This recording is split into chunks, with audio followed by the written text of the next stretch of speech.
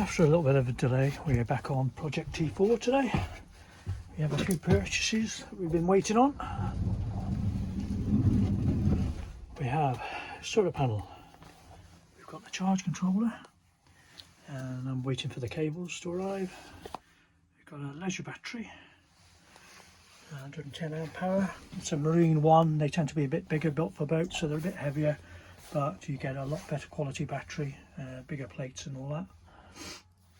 In there is the split charge assembly and cables and so on.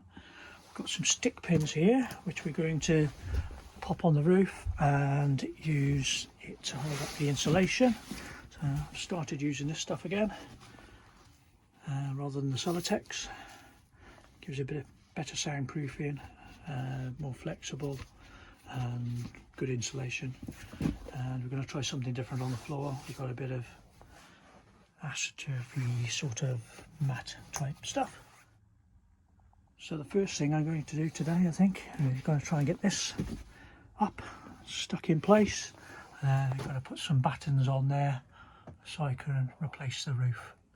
Decided to go with the carpeted roof, budget and speed of having it ready because there's been a bit of a delay, and I'm going to replace the carpet in the patches that I had to take off for when we emptied it out and cleaned it. So on with the first job and get that up.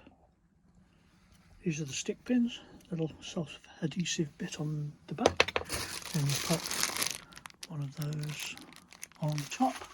So it looks a bit like that. Be careful, these are very sharp. So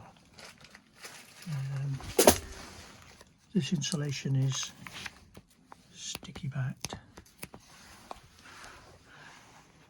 It does stick itself, but belt and braces, you don't want this stuff coming down because it could be quite heavy on any headliner you have. So I've got 6 of those pins stuck on as well, and then I'll just pop a little plate on there so they push through, and then you bend them over and that holds it in place. So we'll do the rest of them and get the rest of that up. That's the roof insulation all done. I need to isolate these wires.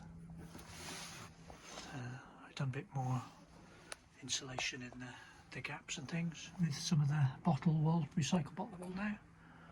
And back to fit the battery, I might put the green stuff down first, see if there's enough of it to cover the whole floor. And I made a hole in the roof for the solar.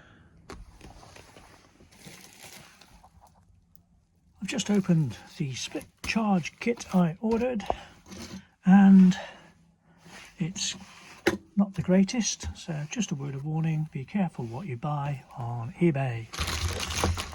And bear in mind I've been buying these things for years. Cable, not very thick, not thick enough at all. Bearing in mind the kit was supposedly pre-made. The terminals, they're rubbish. I've used these once before. When you tighten that up, it starts twisting, it doesn't stay tight.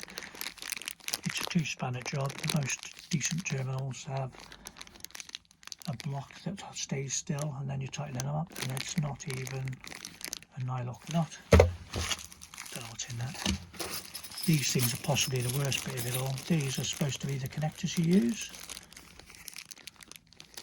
So they're going back, and when I get a decent kit, and bear in mind I'm quite capable of making the cables myself, this was supposed to save time. When I get a decent kit, I'll show you what it is and I'll share the link.